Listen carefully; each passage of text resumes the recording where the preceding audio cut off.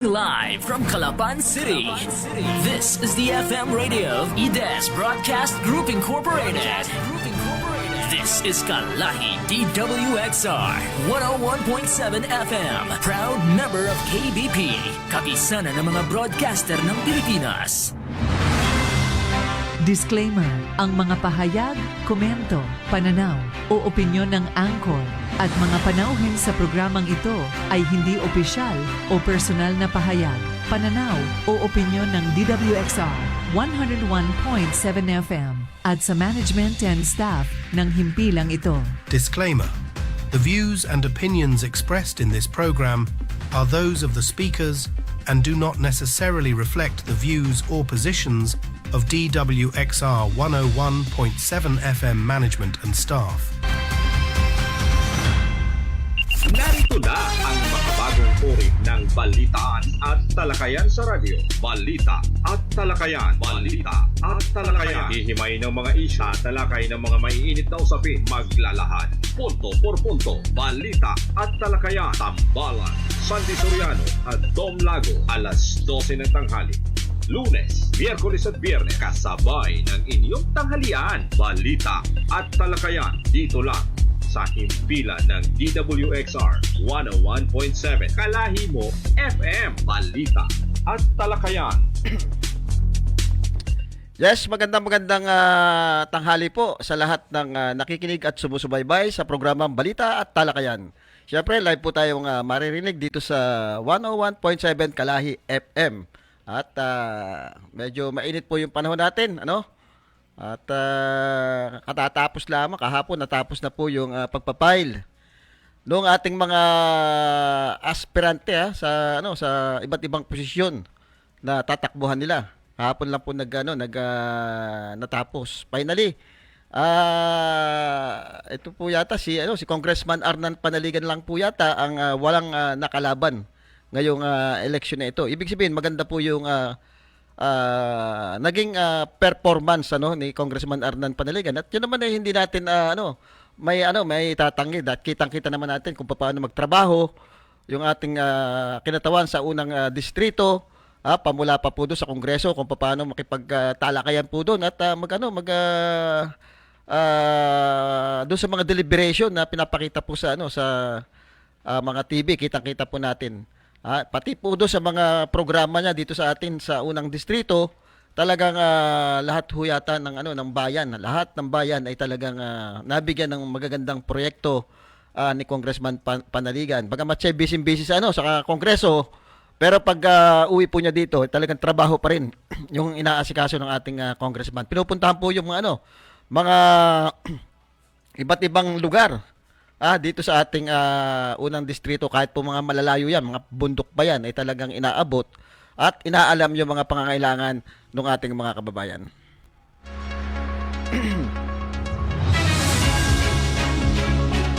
Pero bago tayo magtuloy-tuloy, kaunting paalala lang po doon sa ating mga motorista, kaunting ingat po sa pagdadrive, yung mga naka 4 wheels at saka yung mga nakamotor ay lagi po nyong i-check yung inyong mga sasakyan at mahirap po, napakaraming aksidente ang nangyayari.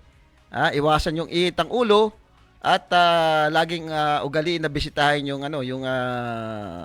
hangin ng inyong gulong.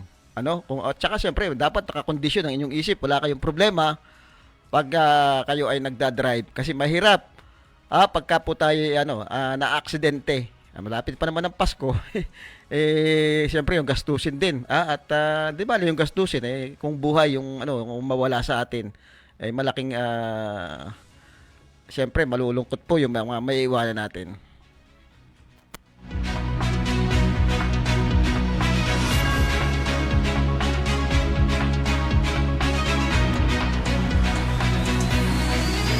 Kahapon po ay last filing. Kahapon po yata nag-file itong ano bang date niyo na 9, 9, 8 ang huling filing.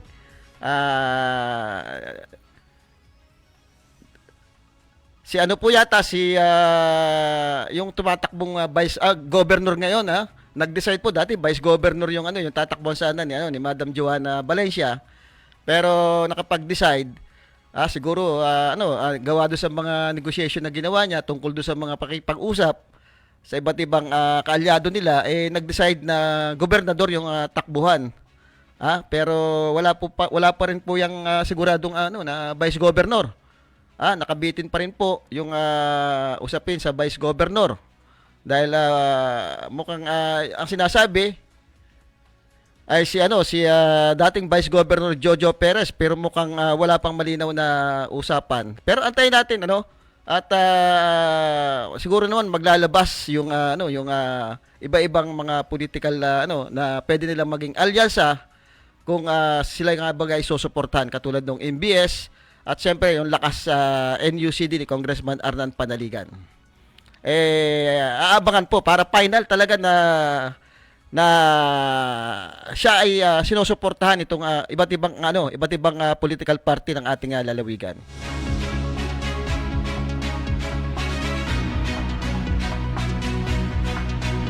Diyan po sa Victoria, mukhang nadagdagan yung yung aspirante diyan, Naging 5 po yata yung maglalaban diyan. Pero ang balita natin, yung kapatid ni Mayor, yung kasalukuyang Mayor diyan, Mayor Lito Malabanan, ay nag-file din ng kanyang kandidatura para sa pagka-mayor. Kaya naging 5 yung maglalaban diyan. Hindi ko lang alam, pero ang matunog diyan ay yung dating yung kasalukuyang konsehal Popong Ortega, yung kanyang programa na sinasabing Bagong Victoria.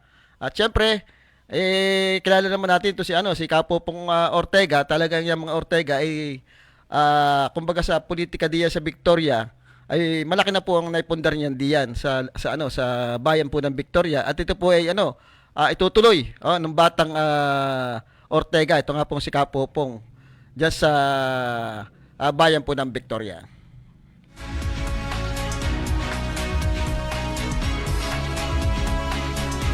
Kahapon din po nag-file yung kasalukuyan nating gobernador, si Governor Bons Dolor, kasama po yung kanyang kapatid. Finally nakapag-desisyon na rin po ito kasi parang nung una ay pinakikiramdaman pa rin nung ating mga kababayan kung ano ba talaga yung tatakbuhan nung magkapatid. Nung una kasi ang plano ni Dr. Robert Dolor ay yung congressman diyan sa 2nd District, na ang magiging katunggali ay syempre yung batikang politiko rin diyan na wala pa rin talo, itong si dating governor at ngayon congressman Boy Umali at yung artista na kasalukuyang nating vice governor si EJ Falcon. Tatlo sana maglalaban diyan, kaya lang syempre nagmatras ito at nag-decide na samahan yung kanyang kapatid. Na yun na nga yung kine-question ng iba nga nating kababayan, bakit mukhang parang sila na lang daw yung kumbaga yung mga pwedeng manungkulan dito sa ating lalawigan. Wala na ba daw iba? Yung sinasabing political dynasty malinaw na na talagang umiiral dito sa ating lalawigan. So ang paliwanag naman ni Governor Bons Dolor diyan hindi naman daw sila nagtatayo ng political dynasty dito sa Oriental Mindoro. Ang gusto lang daw niya itong last term niya ay kumbaga masakatuparan yung kanyang mga plano pa, yung mga magagandang plano pa niya para sa Oriental Mindoro. Pero sabi naman ng ibang kababayan natin, bakit kailangan pa yung kapatid, di ba? Nung second term niya, kanya naman lahat Yung vice governor, si Vice Governor AG Falcon, yung kanyang majority ay na mga bukal ay nasa partido niya, di ba? Kaya na-approve bigla yung yung armor rack, yung extraction ng armor rack at saka yung sa mga dredging.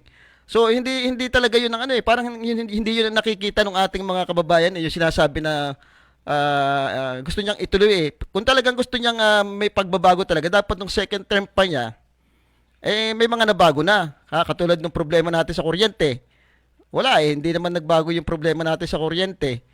Yung sa atin sa provincial hospital. Ganun pa rin naman. Hindi rin naman nabago yung mga isyong binabato nung unang laban niya. Nung laban nila ni Congressman Doy Lechon, lahat ng mga issue na yun pa rin naman yung issue ngayon na parang hindi nasusolusyonan. O dagdag pa diyan, sinasabi natin na na diyan sa yung nakikita natin sa Facebook ngayon sa Batangas, 'di ba? Nakakaawa yung ating mga kababayan diyan sa sa Batangas Port. Pag nababa diyan, ang layo ng nilalakad tapos putikan pa. Yung pamasahe pa hanggang ngayon hindi pa rin naibababa. Yan tumaas nung panahon ng pandemic. Kaya yan tumaas dahil nga pandemic tayo, kakaunti sumasakay, nadagdagan pa nung pagtaas nung ating diesel. Pero ngayon naman tapos na yung pandemic Tapos hindi na rin naman ganun kamahal yung ating diesel. So dapat ang hiling ng ating mga kababayan ay dapat may babayan. Matagal ng panawagan, wala pa rin namang nangyayari just sa problema na yan. Ang isa pang naging problema natin itong provincial hospital. Alam naman natin malaking problema natin diyan sa provincial hospital kahit nung matagal na, hindi lang naman ngayon walang ang laging issue diyan, walang gamot, kulang sa pasilidad. So nagplano tayo, matagal na plinano ng ating ibang mga halal, katulad ni Congressman Arnan Panaligan, Congressman Umali. Gusto nila i-convert siya, talagang matagal nilang inilaban niya sa Kongreso. Bakit naman nung ma-approve na ito, talagang gagawin na itong regional, ay dito naman umatras ang hindi naman umatras parang binago yung plano. Pinabagal yung dapat mabilis na magiging regional na yan, na-delay dahil sa kagustuhan nila na doon ilagay ang provincial hospital sa may sa yung dati nating provincial diyan sa bundok. Gagawin pa yan At saka may issue pa diyan sa lupa, hindi pa na-donate, wala pa yung deed of donation ng lupa. Magtatagal. Samantalang itong ating provincial hospital, sinasabi nga ni Secretary yung Herbosa na mas gusto na niyang itong gawing regional hospital, itong ating kasalukuyang provincial hospital kasi na lang, i-convert na lang Kumbaga, yan na, nandiyan na yun, dadagdagan nila ng mga gamit, ilalagay nila yung mga gamot. Yari na, kumbaga, naandyan na. Ay, ang mahirap nito, baka ito, dahil sa tumatagal itong issue na ito, hanggang ngayon, hindi ito nabibigyan ng pansin. Kasi naantay pa rin ni Congressman Arnan Panaligan yung donation ng lupa. Pero ngayon, wala pa rin linaw. Tatagal pa daw yan ng mga 4 na taon Samantalang kung itong ating kasalukuyang provincial hospital, ito na, diretso na ito, regional hospital na.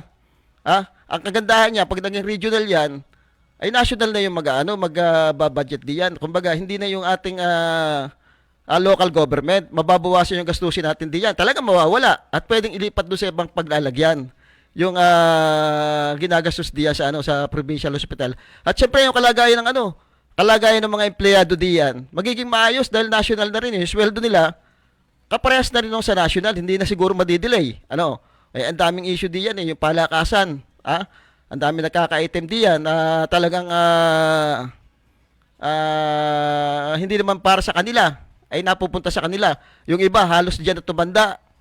Dahil sa walang lakas, kumbaga malayo, hindi makalapit. Qualified naman, hindi ito mabigyan ng item itong mga ito. May isang nga akong kilala niyo, kakabats ko na security guard dyan sa provincial.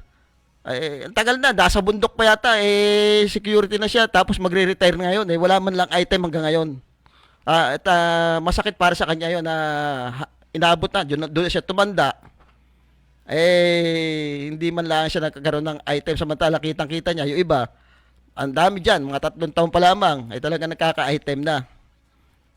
So, dapat talaga na natin ito, ilagay na natin sa regional, sa lalong madaling panahon. Mahirap yan pagka mamaya pabagal-bagal ang ating desisyon diyan. Baka kung saan pa mapapunta yan. Ang Palawan, baka dumapunta sa Palawan, mas kawawa ang Oriental Mindoro, mapapalayo yung ating regional hospital. So, yan ang laki, di ba? Problema natin yung problema ng provincial government. So ngayon dapat kung talagang gusto lang mabawasan yung problema diyan, i-turn over na nila yan sa national. para malagyan ng mga mga magagandang pasilidad. Sa totoo lang, magagaling yung doktor natin diyan, talagang mga espesyalista eh. Pero kung wala namang magandang gamit na gagamitin, walang gamot na may bibigay, kahit anong galing mo diyan sa sa sitwasyon na 'yan. So dapat yan isa sa malaking issue yung pagkakadelay niyan na dapat may linaw na Ngayon katulad mag-election na. Paano kung nagbago yung yung mga decision diyan lalo sa national, mabago yan. Sayang yung oportunidad ng ating lalawigan, yung effort ni na Congressman Arnan Panaligan sa Kongreso para i-convert sa regional hospital yan. Yung ating provincial hospital.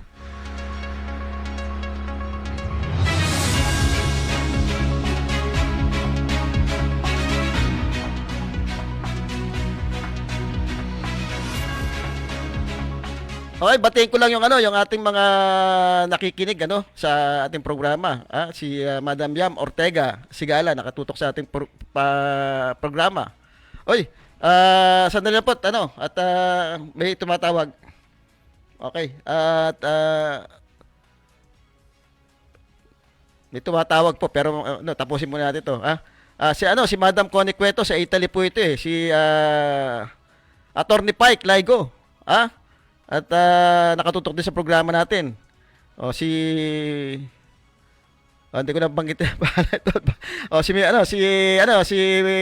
si paring Amar Abbas nakatutok sa programa natin. At siyempre si Noy Laki, alam ko ito nasa Singapore nagliliwaliw. Si Maring Marites Sarmiento nakatutok sa programa natin. Antabayan natin yung tawag ulit ni Attorney Pike at tayo makikibalita kasi ito yung spokesman ni Mr. Orbin Rabino na nag-file na rin na kanyang kandidatura nung 7. Alam mo nyo si Mr. Orbin Rabino ay talagang lehitimong taga Oriental Mindoro yan. At yan ay lumaki diyan sa Barangay Patsoka, At galing sa hirap na buhay yan, puro public school nga ang pinasukan yan sa Adriatico Memorial School, sa Oriental Mindoro National High School at diyan siya nag-college sa Mindoro State University at siya ay naging matagumpay na na negosyante hindi dito sa atin kundi diyan sa Bataan at doon parangalan siya nung ilang nung mayor ng Orani Bataan dahil nga ang laki ng kontribusyon niya diyan sa ekonomiya ng Bataan, diyan talaga napakalaki ng kanyang mga dinedevelop na subdivision diyan. At ang isang kagandahan dito, talagang pinapangako niya na kahit nga yung sweldo, hindi niya tatanggapin. Hindi niya tatanggapin yung sweldo pagka kung sakasakali papalaring siyang maging gobernador, ibibigay niya ito doon sa mga nangangailangan nating kababayan doon sa pambili ng gamot. Pati yung kanyang state of asset, yung liability niya. Yung kanyang yaman ilalabas niya. Ito po yata hindi magagawa ng ibang politiko ngayon lang yata ako nakakita na yung sweldo ay talaga ibibigay do sa mga kababayan natin na mahihirap.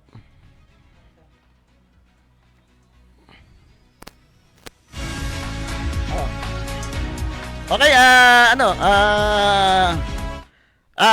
nasa linya po natin si Attorney Pike Laigo at ating kapanayamin. Siya po yung spokesman ni Attorney Pike Laigo at ating kapanayamin. Okay, nagpi-feedback. Medyo para nagpi-feedback. At kapanayamin natin, Okay.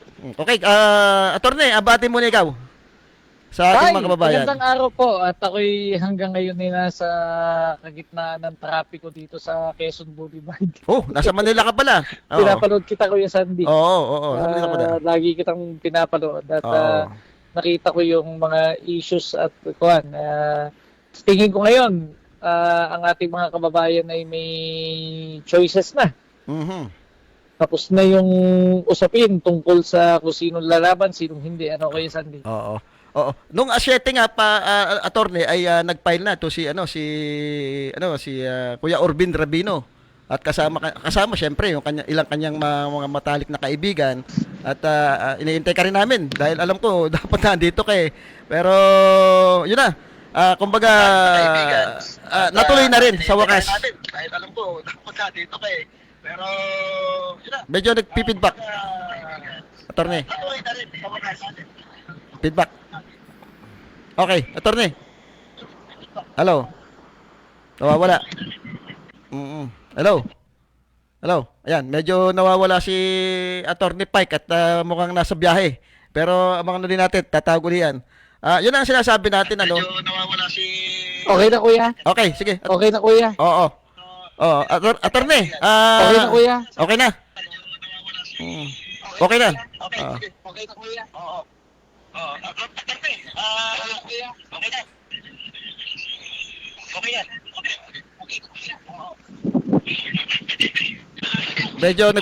Medyo nagkakuan. Balikan natin siya, no. Attorney mamaya. Hello, kuya. Ayan, okay. Oo. Attorney, Tatawag ako in a few minutes. Okay. Medyo nag-e-echo eh. Sige. Antayin natin tawag habang nagdi-discuss ako dito. Ano? Okay. Yan, yun po yung tagapagsalita ni Attorney ni Kuya Orbin Rabino. Ang sinasabi nga natin ay yung ito kasi yung una nagdesisyon lalabang gobernador eh. Dahil nakita niya yung problema ng ating lalawigan. Kita kasi niya at gusto niya makatulong, lalong-lalo doon sa problema ng kuryente natin. Alam niyo yung problema ng kuryente natin, malaking epekto doon sa ating ekonomiya dito sa Oriental Mindoro. Kasi pag laging ganyan po yan, yung problema natin, inugatan na yata yung problema na yan eh. Mabagal po yung pasok nung mga negosyo dito sa atin. 'Di ba? Nabalitaan natin minsan nga yung SM. Ready na po ako. Okay, attorney. Oo. 'Yun ang Okay. oo. 'Yun ang sinasabi ko yung pagpapile ni Kuya Orbin Rabino. Siyempre, ang nakita niya, siya yung unang nag-decide talagang haharap o lalaban bilang gobernador bago pa po nakapag-decide si Madam Joanna Valencia. Pwede po bang pakipaliwanag yung iba-iba pang mga layunin ni Kuya Orbin Rabino? Okay, bago ang lahat ay sinusubaybayan ko yung development diyan sa politika sa atin. Isa na malinaw, walang kalaban ng Congressman Pangilinan, Oo, yun na. Yun ang kasi sinasabi ko nga, attorney, pagka talaga yung ginawa mo yung mandato mo at nakita ng tao na talagang ikaw yung nagtatrabaho, mahirapan talagang irerespeto ka at hindi ka talaga palalabanan. Without any biases at kahit may kalaban naman ng Congressman Pangilinan, Arnald Pangilinan ako. Unang-una naging boss ko yan. Napakagaling na mayor niyan. Napakagaling na governor. Napakagaling na congressman. Kaya nga siguro walang nangahas. Totoo pa. Walang siguro gustong i-challenge.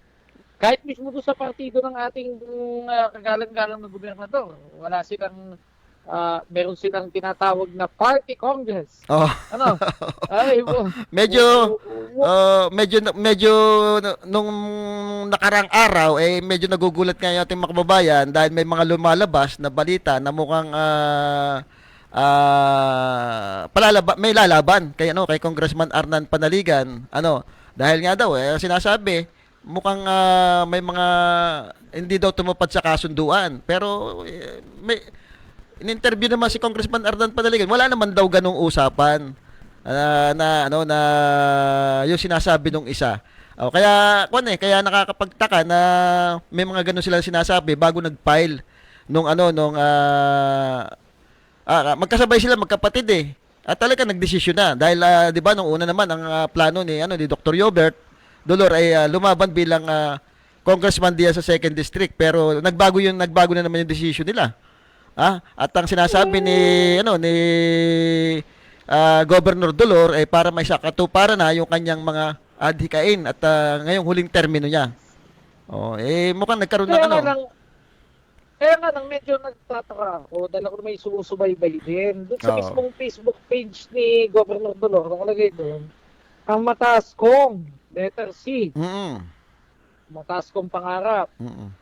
sa ating lalawigan. Tapos doon naman sa siguro I presume na official Facebook page ni GM Humphrey, itong mga kapatid ko ang inaalay niya.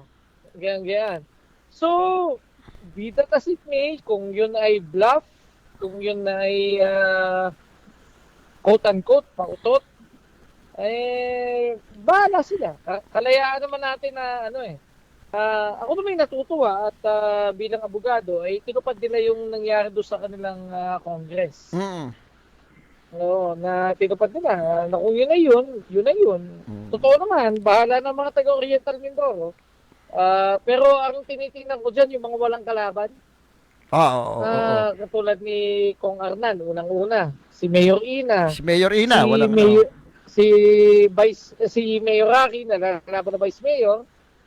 Tingin ko, isa lang ang common factor dyan walang nangahas dahil mahal sila ng tao. Yun na yung kwandon. Kasi nga, yung sinasabi natin, pagka yung maganda yung ginawa sa bayan at nagtrabaho ka ng ayos, parang mangingilag sa iyo Hindi ka, Correct. irerespeto ka mahirap yan dahil gumawa talaga yan. Katulad ni Congressman Arnan Panaligan, kitang-kita natin yung kanyang trabaho. Correct.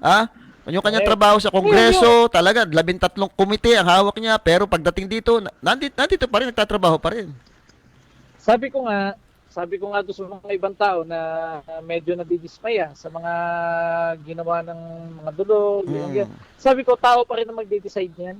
Sabi ko, kung gusto ninyo na yan ang kalakaran, kung sa tingin ninyo ay magaling na gobernador ang ating nakaupong kagalang-galang na gobernador. Mhm. At gusto niya na isama yung kanyang mga kapamilya sa literatura, ay ako na may okay yan. Kung gusto nila, depende na sa mga botante. Oo. Pero Kaya nga lang, syempre, medyo may mga reservasyon tayo dyan. Mhm.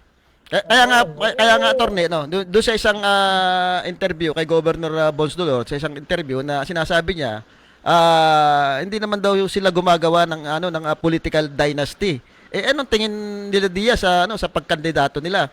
So sinasabi pa rin niya na kaya naman niya kinuhang vice governor yung kapatid niya para may sakatuparan niya yung mga adhikain pa niya, yung magaganda niyang plano para sa Oriental Mindoro. Nung second term niya, 'di ba? Halos kanya naman lahat, yung vice governor kanya. Kaya nga sinasabi ko, madaling na-approve yung sa Armorac at saka sa dredging, ang daling na-approve dahil puro kapartido niya nakupo Pero bakit yung mga problema, yung dating mga problema na binabato sa kanila, yung kuryente, yung provincial hospital, yung sa environment natin. O 'di ba? Nandiyan pa rin Kuya Sandy. nandiyan pa rin. Kuya Sandy, iginagalang na natin yung posisyon ni Governor Dolor at maaari ng kanyang pamilya na sa tingin nila sila makaresolba ng problema ng lalawigan. Pero siyempre, galangin din nila yung kagustuhan ng mga taga Mindoro na baka mamaya i-reject sila. Oo. Nandun lang naman yun. Wala namang batas na nagbabawal ng paglaban nila. Kaya nga lang, mas lalong walang batas na nagbabawal na baka mamaya sabay-sabay silang walisin dyan. Oo. So, diba? Ginagalang natin yan. Ginagalang natin yung desisyon nila kung sa tingin nila ay sila ang magaling, sila ang mahusay, sila makaresolba ng problema ng Oriental Mindoro. Okay. Di magpapakitaan tayo ng record, magpakitaan tayo ng kung anong gagawin, and then hayaan natin yung mga taga Mindoro magde-decide. Kaya nga lang, medyo mabigat yung mga usaping gayan. At hayaan natin na mga taga Mindoro ang mag-decide niyan. Ayaw naman natin sabihin naninira na naman tayo. Hindi naman siguro paninira na attorney.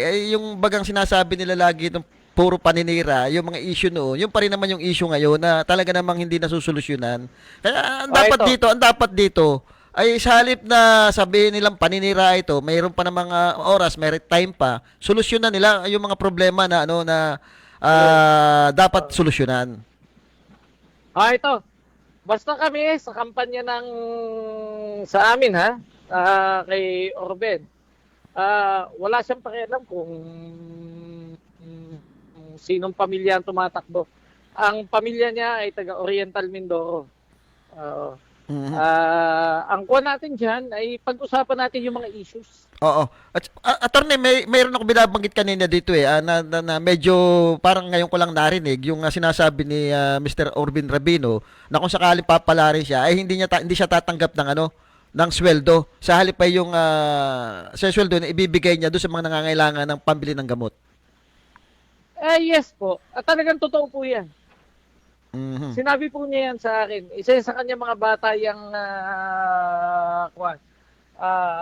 yung prinsipyo na yung sweldo niya gusto niya makita napupunta sa kanyang mga mamamayan. Ayun. Oo. Siguro yun ang Yun yun. yun ang tsaka siyempre yung state na liability and asset yung asset niya ilalabas niya. Opo. Oo. Ilalabas po namin yan. Definitely po, ilalabas po namin yan. Ngayon nakapag-file na po siya. Nire-ready na po yung kanyang kwan. Kasi tandaan po ninyo, si Orben po ay parte ng isang kumpanya. Siyempre, ang gagawin po namin dyan ay i-release po namin yan. Gaya ng pinangako ni Orben. Ilalabas po namin yan. Sa ngayon po ba Opo. Sige, attorney, sa ngayon kasi nakikiramdam pa rin yung ating mga babayan. Sino daw yung magiging vice governor? Meron na bang napili at saka meron na bang pakikipag-ugnayan do sa sa mga pwedeng i-alyansang political party katulad ng MBS, yung kay kay Lakas in UCD ni Congressman Arnan Panaligan. Meron bang pakikipag-usap na ginagawa? Well, meron pong pakikipag-ugnayan sa lahat. Pero hindi po kami katulad ng ibang tao na ikinukompromiso yung iba na wala pa namang usap. Opo. Kami po ay, ang focus po namin ay yung kampanya ni Orben. Sabi nga po namin, ang partido namin ay ang partido ng Oriental Mindoro. Yun po yun. Ngayon po, ayaw po namin ikompromiso yung mga ibang tao na wala pa namang commitment sa amin. Pero kami po, open po kami sa lahat ng gusto makipag-alyansa sa amin. So, yung pong pareho ng propaganda, pareho ng programa, pareho ng gustong gawin sa ating lalawigan, yun po yung aming konsiderasyon. Kami po ay naka-ready pong makipag-usap. Pero never po namin ikukompromiso ang mga tao na wala pa namang usap sa amin.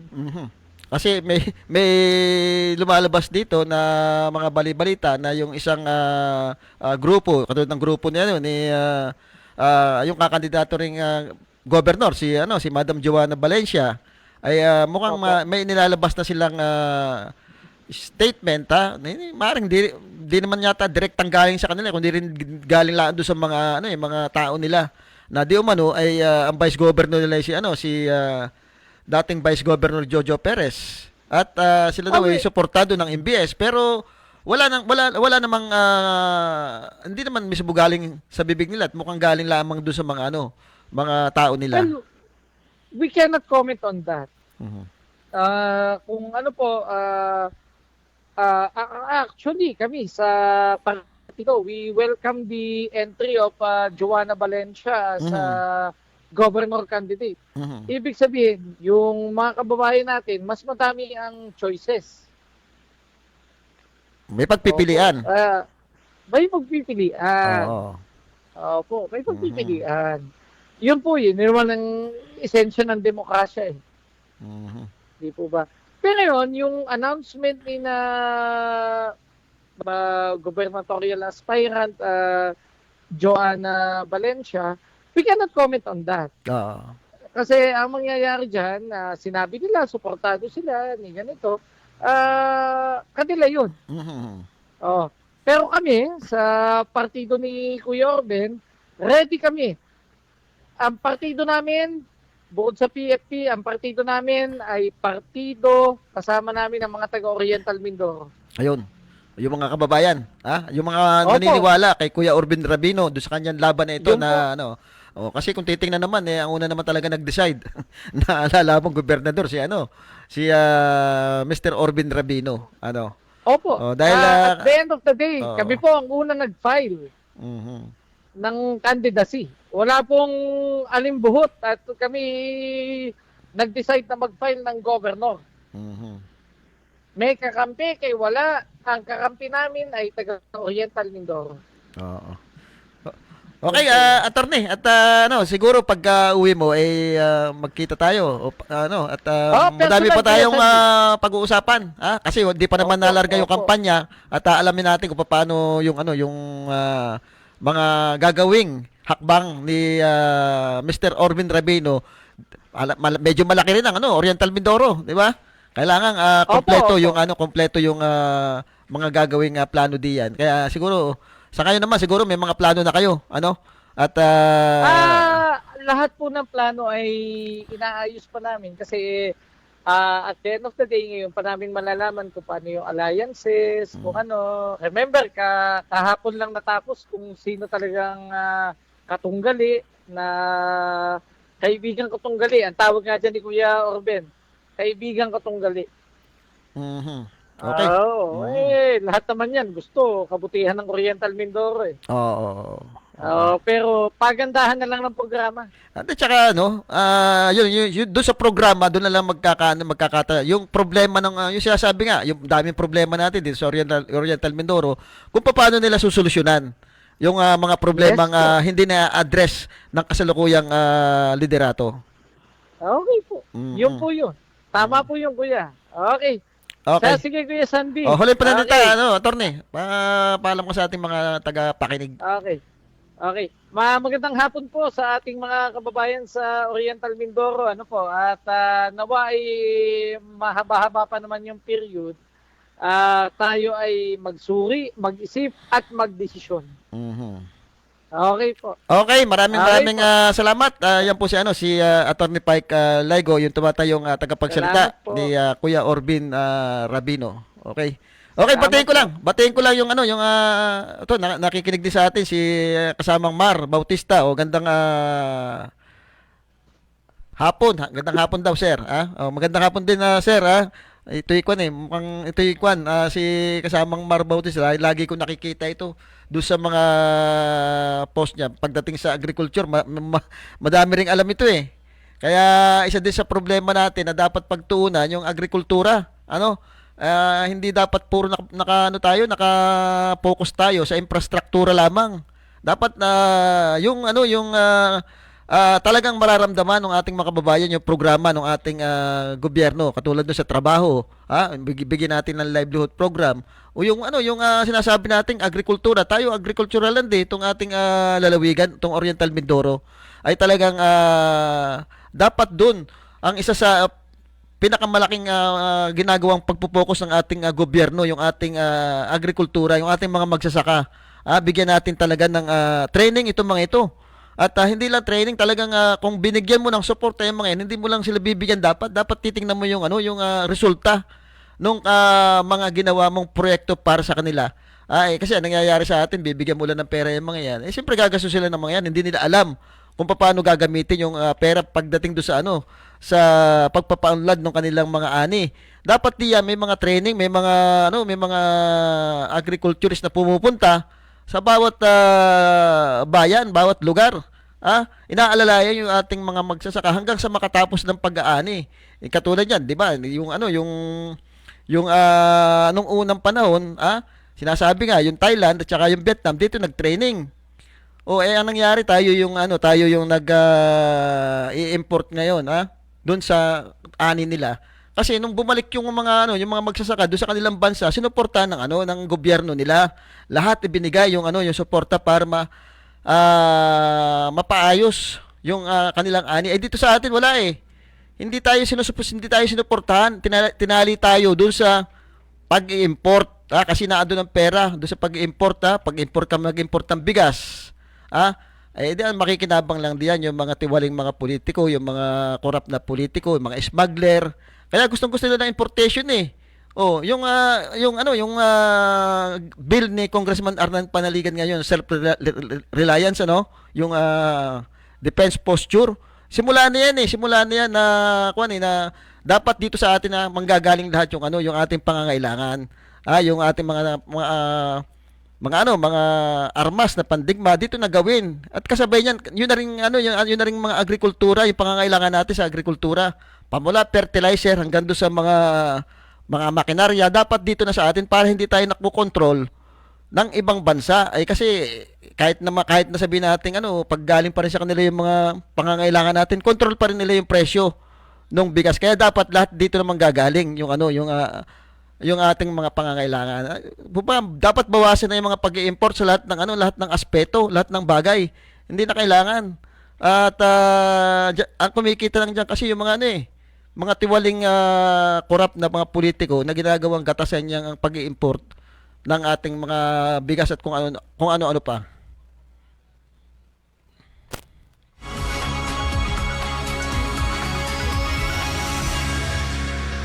Tsaka yung tourism, yung sabi ni kasamang Mar Bautista, agrikultura, tourism. Yung tourism natin, paano gaganda yan kung yung problema natin sa kuryente. Dapat inaayos yan. Yung sinasabi natin lagi, kailangan yung maayos yung kuryente natin, dapat mura yan. Para papasok yung negosyo. Pag pumasok yung negosyo, papasok yung madaming trabaho. O pagpasok ng maraming trabaho, na andyan yung turismo. Ngayon, paano papasok yung turismo sa atin? Sa pier pa lamang ng Batangas, madidismaya na yung mga yan. Sa pamasahe, dismayado na yung mga yan.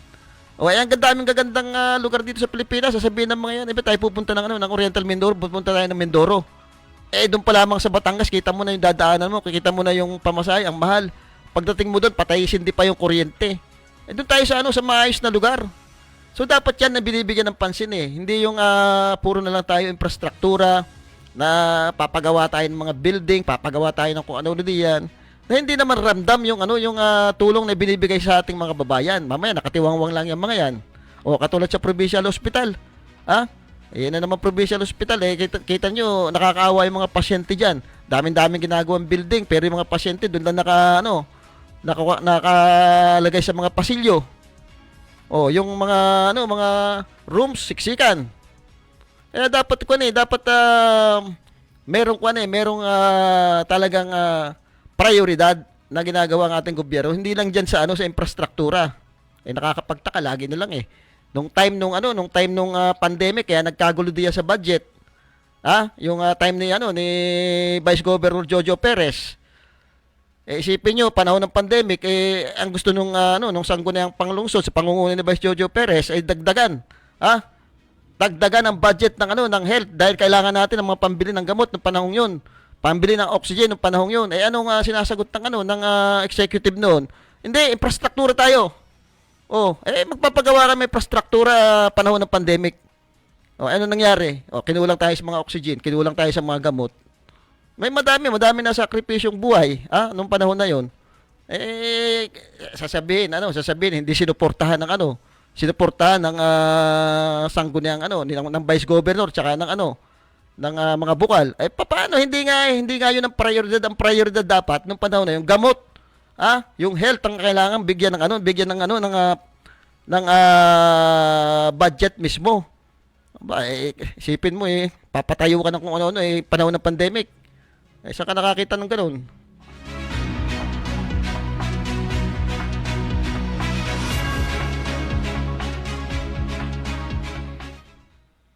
Sabi ni kasamang Mar Bautista, marami namang GAT agency nagbibigay ng training sa magsasaka. Andyan ang ATI, TESDA, DA at madami pang NGO.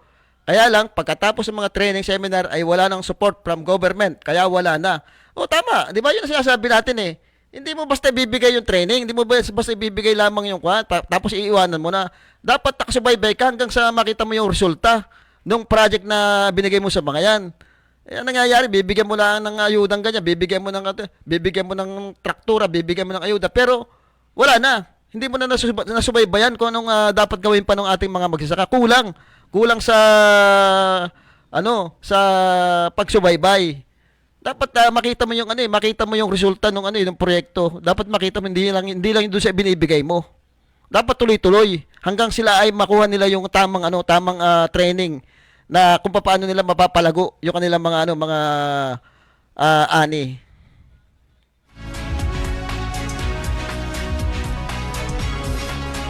Nakakapagtaka kasi dito sa atin sa probinsya, isipin nyo, napakaganda ng lupa natin, napakaganda ng mga patubig natin. O bakit ang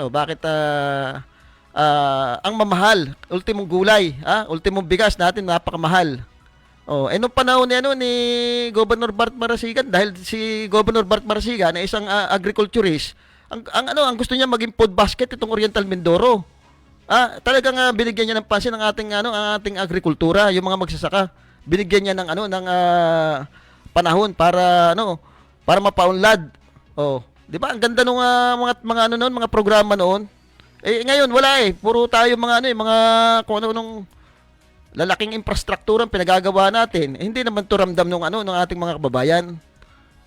Dapat yung mararamdaman yung may prioridad Oh. Lalo na yung health natin yung health. Naiiwan yung sinasabi lagi natin, yung mga gamot diya sa provincial hospital, yung dapat maging regional na yan.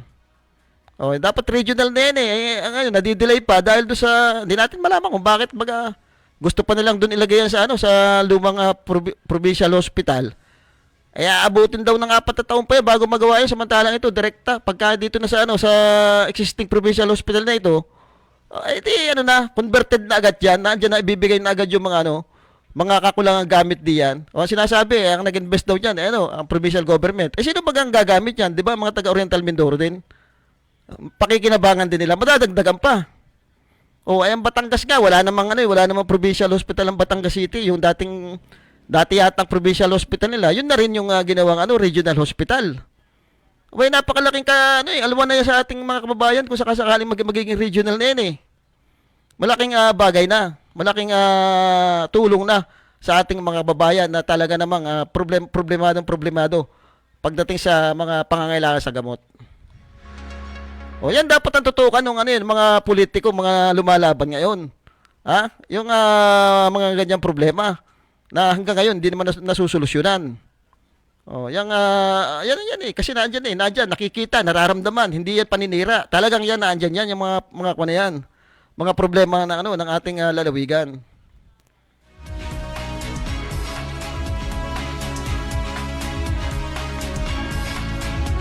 Ito, abangan natin kung talagang tatanggapin ng ating mga kababayan itong political dynasty, sila na, nasa inyo na yan. Madami nag-o-offer ng option para sa pagbabago. Para doon sa tamang kumbaga makita yung tamang programa. Madami nag-o-offer. May mga bago at may mga dati na. Siguro ang kailangan na lang ng ating mga kababayan, pag-aralan. Tingnan kung sino yung may mga magagandang record diyan. Katulad dito sa atin sa lungsod ng Calapan, hindi ko naman sasabing tinataas si Mayor Doy Lechon, pero kung pag-aaralan mo ang record ni Mayor Doy Lechon, makikita mo lahat ng mga programa na nagawa niya hanggang ngayon napapakinabangan at tinutuloy. Katulad yung sinasabi nating orange card, yung orange card, nakita natin tuloy-tuloy yan.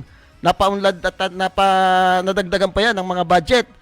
Kasi yan ang kailangan natin mga kababayan yung mga ganyang programa. Yung sinasabi natin noon, disiplina, naipatupad yan. Yung leadership, nakita natin nung bumaan ng Calapan. Nakita natin si Mayor doon napakilos lahat ng sektor ng ating syudad, na mag-sandbagging doon. Ibig sabihin may leadership ito meron siyang political will na pwede niyang ipagawa ang isang bagay. Ang dami nagagalit noon dahil nakikita masyadong mahigpit, pero nung nakita yung resulta, maganda luminis ang Calapan, nakita natin maganda. Pag may mga dumadating na taga ibang lugar galing Manila, naninibago sila. Nakikita nila kasi ang linis eh. Tinatanong kung sinong mayor. Ay, ang galing ika ng mayor nyo. Di ba? Ganun dapat. Ganun dapat yung ganun dapat yung mga programa eh. Kaya mamili ang ating kababayan, pag-aralan yung mga track record nung bawat kandidato ngayon. Kung nakita natin hindi naman epektibo yung mga dati nang nanunungkulan, nakako lamang, bakit ibubuto nyo pa? Di ba?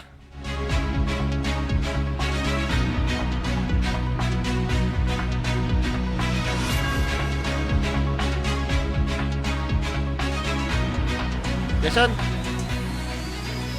meron na tayo papakinig itong isang ni Congressman Arnan Panaligan. Paparinig natin. Asa ba si Jason?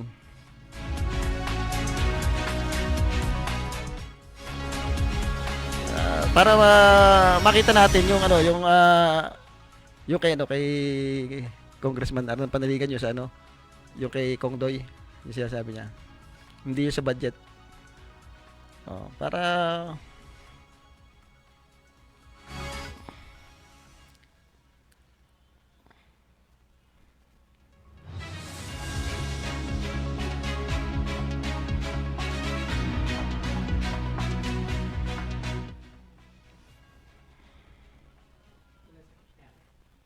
okay, antayin lang natin At para makita natin na kung paano talaga yung performance ni Congressman Doy, hindi lang naman sasabihin ko haka-haka talaga namang nakita natin yung malaking pagbabago.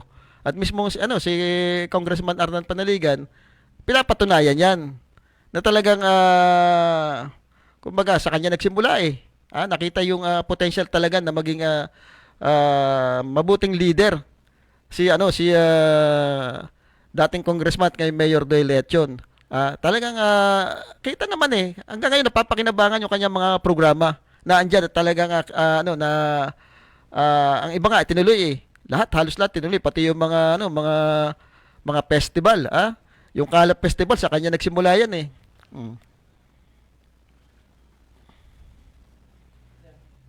Yan. Paunang tagumpay sa kanyang profesyon, panahon na upang bigyang daan ang pagtupad sa kanyang pangarap, ang pagsisilbi sa kanyang mga kababayan. Natutuwa ako na naging kasama ko rin sa trabaho si Atty. Doy Leachon way back in 2001. Napakabatang abogado pa niya anong panahon yon. At ako naman noon ay last term ko doon sa aking unang round ng pagiging city mayor 2001.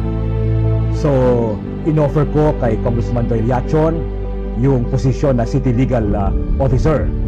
At tinanggap naman yung offer na yan. Siya naging kauna-unahang City Legal Officer, City Attorney sa 3 taon, 2001 to 2004. At malaki ang kanyang naging contribution sa aking administration ng panahong yon. Siyempre, bilang City Legal Officer, siya ang legal advisor ng City Mayor at marami siyang nahawakang mga kaso, mga usaping legal na sangkot ang city government. At naging siyang OIC noong ng City Business Permits and Licensing Office, concurrent capacity yan. Kaya malaki ang kanyang naging papel na ginampanan ng panahong yon. At naniniwala ako yan na naging pagkakataon upang siya ay magkaroon ng magandang simula sa larangan ng public service. Yan ang kanyang first job sa government. At nagampanan niya yan. At naging stepping stone niya yan. Fast forward, naging city mayor siya ng City of Calapan noong 2007. Nakatapos ng 2 terms at naging congressman ng 1st District kung saan kasama rin ang Calapan City at 7 bayan pa from 2013 to 2022. At nakita naman natin ang kanyang maayos, mahusay na performance bilang kinatawa ng 1st District. Nag-umpisa 2013, nagtapos siya bilang Senior Deputy Speaker. Kaya saludo ako sa kanyang naging performance bilang congressman and of course bilang city mayor. Hindi makakalimutan ang kanyang programa sa City of Calapan, yung ang bagong Calapan. Hindi lamang slogan yan, kundi ay konkretong mga programa at proyektong pangkaunlaran. At naituloy niya yung ating nasimulan bilang city mayor. Ako ay nag-mayor kasi 1995 hanggang 2004. At naituloy ni Congressman Doy, ni dating Mayor Doy, ang ating mga nasimulan bilang city mayor. And of course, yung kanyang performance bilang congressman ay isang bagay naman na hindi natin pwedeng maliitin, ano? Or baliwalain. Kaya masasabi natin, nagkaroon siya ng malaking contribution sa development ng ating city at ng First District at ng buong lalawigan, ano? For that matter.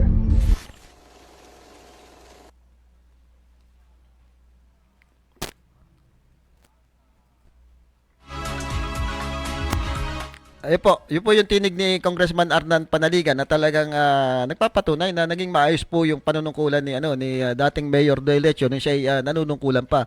At sa totoo lang si Mayor Doyle Lecho talagang nagsimula po ito doon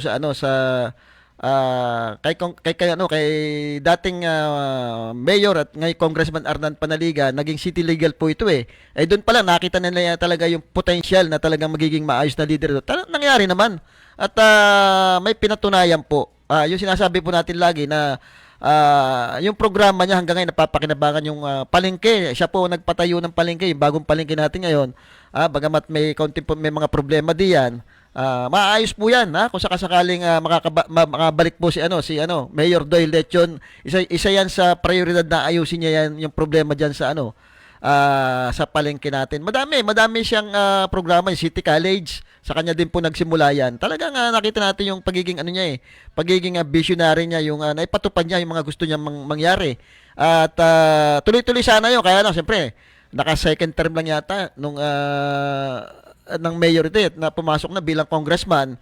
At sa kongreso naman, nakita naman natin yung kanyang galing, dami ring nagawang dalang programa dito sa ating sa ating probinsya. Itong si Congressman siya nanunungkulan pa lamang bilang congressman ng ating unang